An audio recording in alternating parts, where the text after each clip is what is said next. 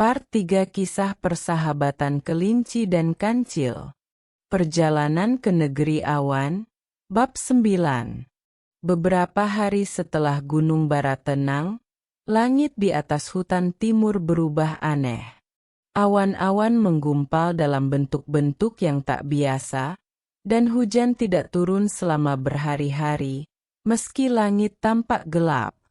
Pada suatu sore, saat Kancil, Kelinci, dan Goro sedang duduk di tepi danau, tiba-tiba cahaya biru lembut turun dari langit membentuk sebuah lingkaran. Dari dalamnya muncul sosok kecil bersayap. Seekor burung walet langit bernama Nira, tubuhnya berkilau seperti kabut pagi. Aku datang dari negeri awan, tempat di mana cuaca dan angin dikendalikan, ucap Nira lembut. Keseimbangan di langit mulai terganggu, dan kami percaya penyebabnya berasal dari bumi. Kelinci mengerutkan dahi. Apa yang bisa kami lakukan? Nira menatap mereka penuh harap. Kami membutuhkan kalian untuk naik ke langit dan membantu menemukan penyebab badai yang tertahan. Jika awan tidak mengalir bebas, hujan akan berhenti turun ke bumi. Tanaman akan layu, sungai akan kering kembali. Naik ke langit. Dengan bantuan burung-burung langit dan jaring pelangi milik Nira, ketiga sahabat itu pun terangkat ke negeri awan, tempat yang belum pernah dibayangkan sebelumnya. Di sana, langit bukan hanya udara kosong. Ada pulau-pulau kecil dari awan, jembatan petir, dan pohon-pohon hujan yang menggantung terbalik. Makhluk-makhluk langit hidup damai, burung-burung angin, kijang kabut, dan kupu-kupu hujan. Namun, suasananya kini tegang. Awan-awan kelabu menggumpal di satu sisi, tak bergerak. Di tengahnya berdiri kastil langit, tempat para penjaga cuaca berkumpul. Mereka disambut oleh penjaga tertua, Angkora, burung hantu berwarna perak dengan mata berkilau bintang. Kami tak tahu apa yang menahan awan-awan itu, kata Angkora. Tapi sejak dunia bawah mengganggu tanah, langit pun ikut terguncang. Kancil berpikir sejenak.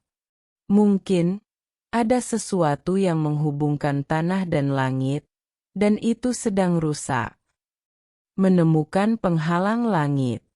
Bersama Nira, mereka menelusuri jalur angin, sampai mereka tiba di batas awan hitam yang membeku. Di sana, tersembunyi di balik kabut, mereka menemukan pohon petir terbalik.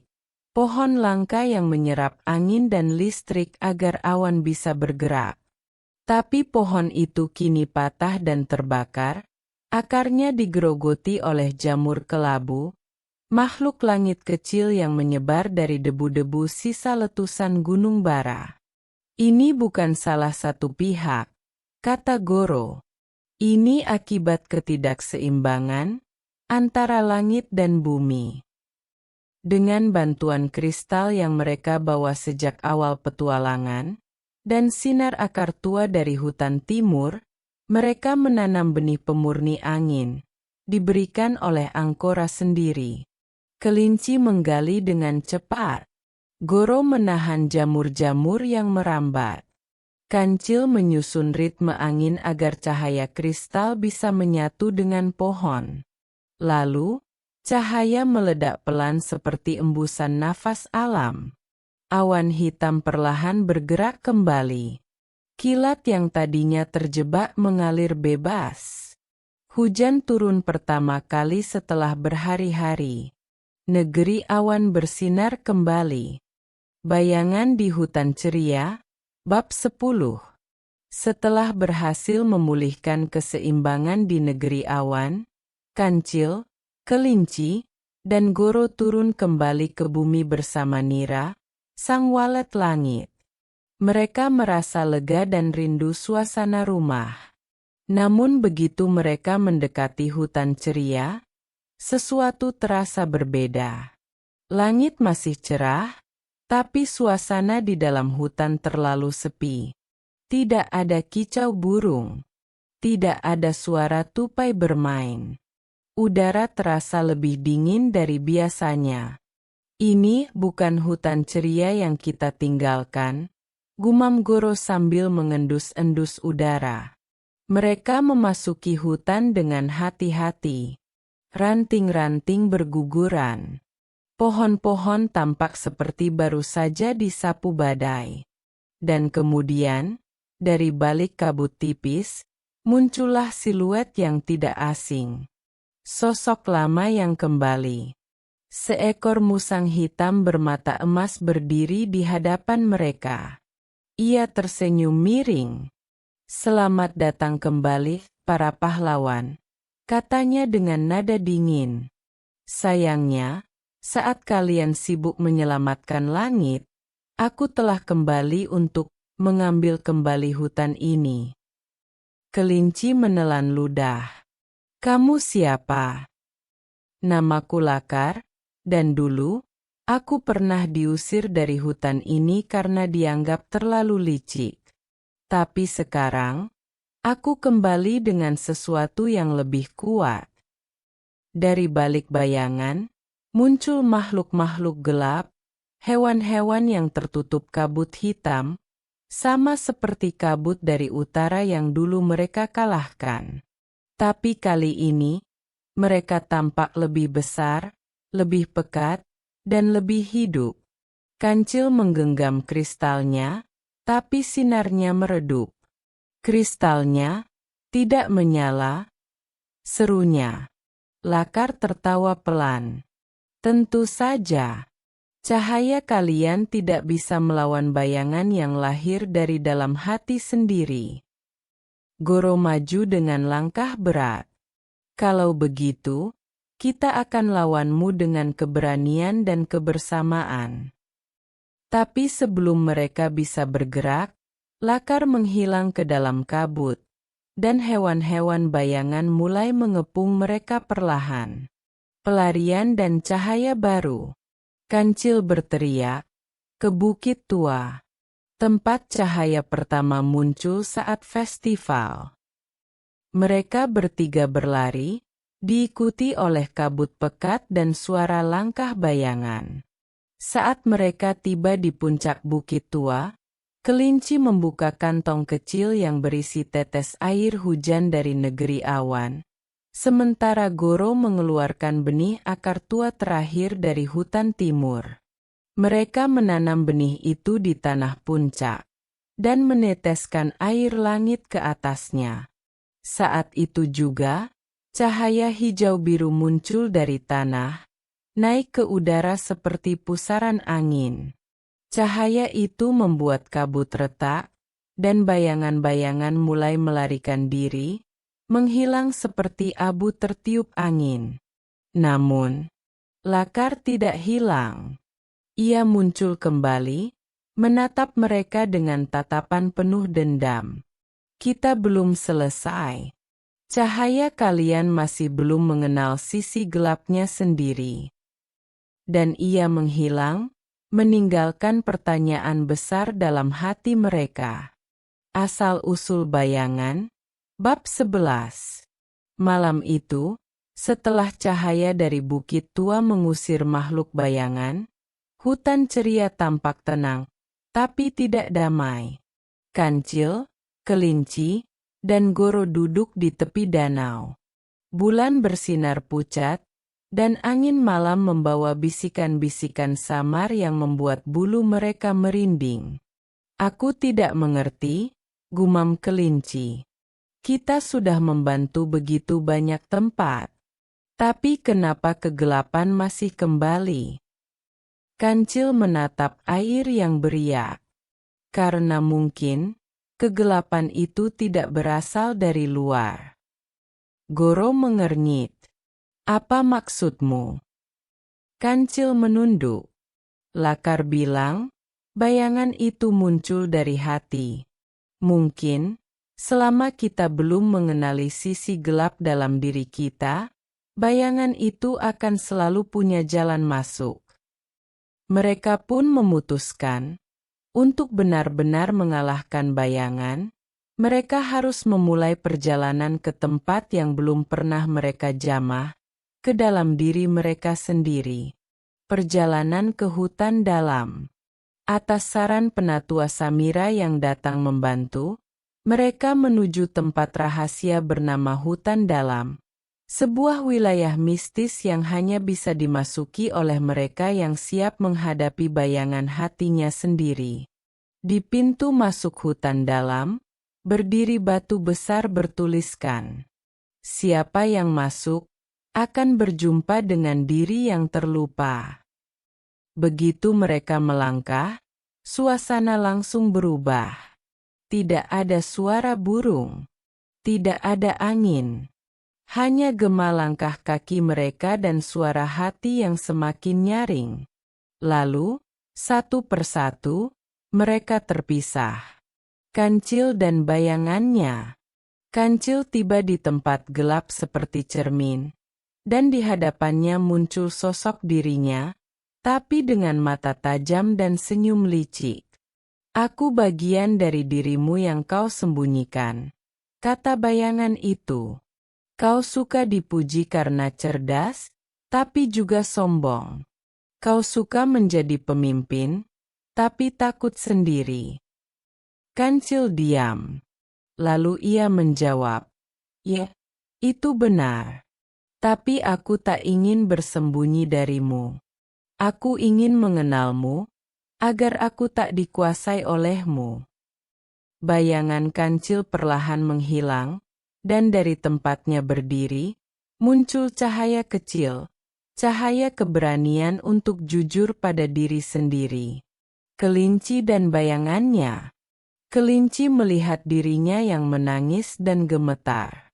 "Aku takut ditinggalkan," kata bayangannya. "Aku bersikap ceria, supaya semua orang tetap di sekitarku." Kelinci meneteskan air mata. "Aku memang takut.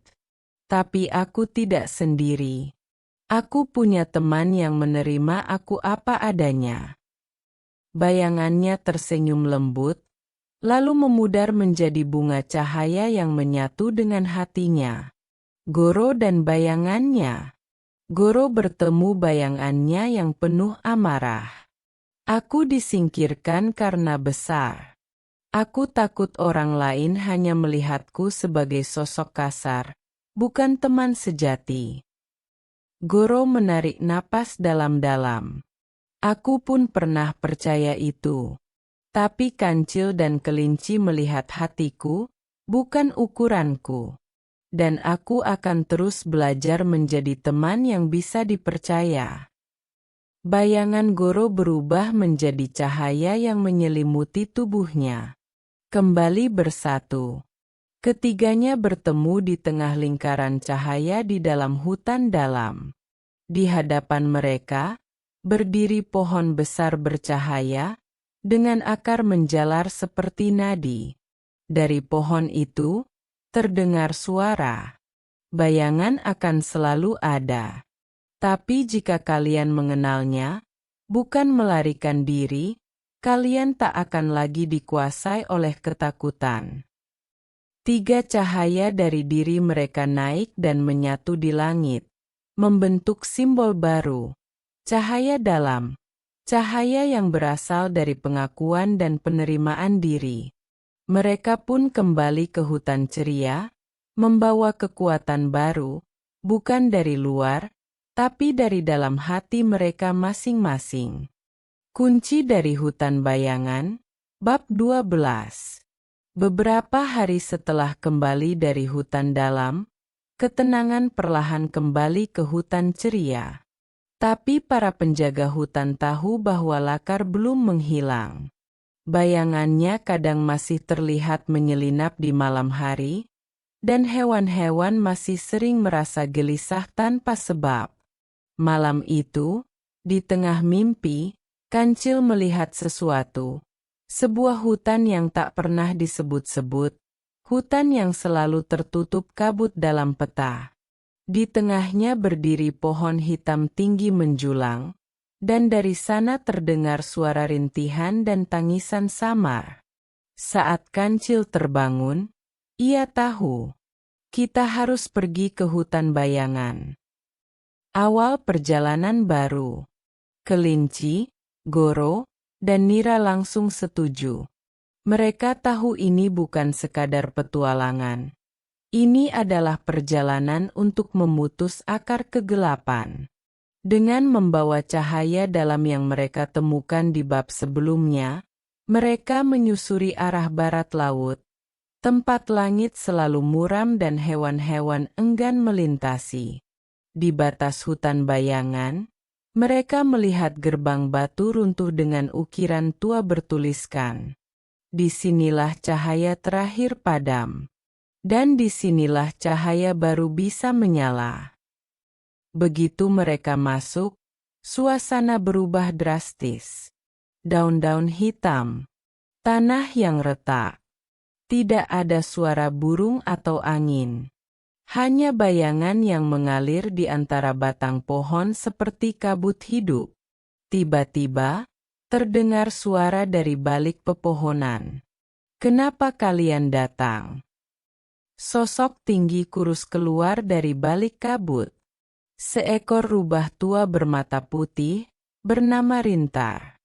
"Aku penjaga terakhir hutan bayangan," katanya. "Dulu, sebelum hutan ini tertutup kabut, Lakar adalah anak yang cerdas dan penyayang. Tapi ia dikhianati dan dibuang oleh kaumnya sendiri karena dianggap terlalu banyak bertanya dan terlalu berbeda." Kelinci menunduk. "Jadi, kegelapan ini berasal dari rasa ditolak?" Rintar mengangguk. "Bukan kegelapan yang jahat, tapi rasa sakit yang dipendam terlalu lama." Pertemuan dengan Lakar. Di tengah hutan, mereka akhirnya bertemu Lakar, duduk sendiri di bawah pohon hitam. Kali ini, ia tidak menyerang. Hanya menatap kosong. "Aku hanya ingin diingat," katanya lirih. "Aku hanya ingin mereka tahu bahwa aku pernah ada." Kancil maju perlahan. "Kami tahu. Dan kami datang bukan untuk mengusirmu, tapi untuk mengajakmu pulang." Lakar mendongak, dan untuk pertama kalinya, matanya basah. "Pulang?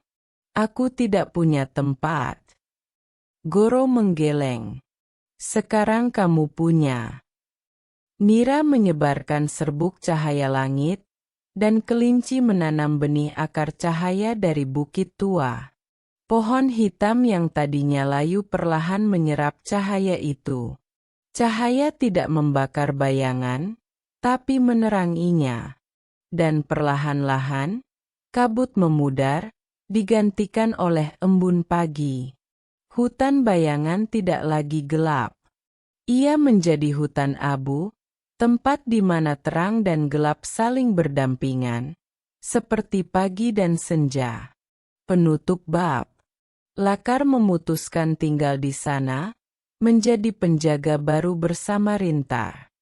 Hutan ceria pun kembali tenteram, dan semua hutan kini terhubung dalam ikatan yang baru, kesalingpahaman. Dan bagi Kancil, Kelinci, dan Goro, mereka menyadari, petualangan ini bukan hanya menyelamatkan dunia, tapi juga menyembuhkan hati. Cahaya yang menyatukan. Bab 13, Epilog. Musim semi datang lebih awal tahun ini. Hutan ceria, hutan timur, dan bahkan bekas hutan bayangan yang kini disebut hutan abu, mulai dipenuhi bunga liar dan suara burung yang kembali berkicau.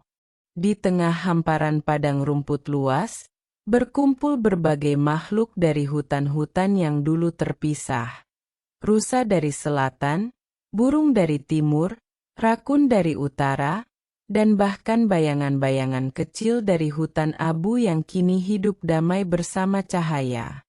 Semua berkumpul dalam perayaan persatuan hutan, perayaan pertama yang menghubungkan dunia mereka. Di tengah perayaan itu, Kancil berdiri di atas batu kecil, memandangi para sahabat lama dan baru. Ia berbicara dengan suara tenang namun penuh makna. Dulu, kita percaya bahwa terang melawan gelap. Tapi kini kita tahu, mereka bisa berdampingan, saling mengisi, dan saling menguatkan. Kita bukan hanya penjaga hutan, tapi penjaga harapan. Kelinci berdiri di sampingnya, tersenyum sambil memegang lentera kecil dari cahaya dalam. Sementara Goro mengibarkan bendera hutan baru. Simbol 4 warna, hijau, biru, abu, dan emas, mewakili persatuan semua hutan. Lakar, kini tanpa kabut di sekelilingnya, menyambut salam dari hewan-hewan lain. Beberapa masih ragu, tapi banyak juga yang mulai menyapa dengan ramah. Hari baru. Hari itu ditutup dengan pertunjukan cahaya langit dari nira dan burung-burung langit. Bintang-bintang tampak lebih terang dari biasanya, seolah tersenyum melihat dunia yang berubah, karena keberanian sekelompok sahabat kecil. Dan saat malam menutup langit, Kancil, Kelinci, dan Goro duduk berdampingan di bawah pohon besar. "Petualangan kita sudah selesai?" tanya Kelinci. Kancil tertawa kecil. "Mungkin untuk saat ini. Tapi siapa tahu?" kata Goro sambil memandang langit. "Besok mungkin dunia lain memanggil." Mereka tertawa bersama. Dan di antara tawa itu, angin berhembus lembut membawa bisikan dari masa depan. Di mana ada hati yang terang, di situ selalu ada harapan yang hidup. Pesan moral dalam cerita ini yang bisa kita ambil pelajaran. Segala sesuatu di alam saling terhubung. Ketika kita menyembuhkan satu bagian, kita sedang menolong seluruh dunia. Dan ketika bumi dan langit saling memahami, kehidupan berjalan dengan harmoni. Cahaya yang sejati bukan hanya bersinar saat terang, tapi tetap menyala ketika dikelilingi kegelapan, terutama kegelapan dari dalam diri sendiri. Mengalahkan bayangan bukan berarti mengusirnya, tapi menerima dan memahami bahwa setiap makhluk punya sisi gelap. Dengan mengenali diri sendiri, kita bisa memilih jadi lebih baik dan menjadi terang bagi dunia.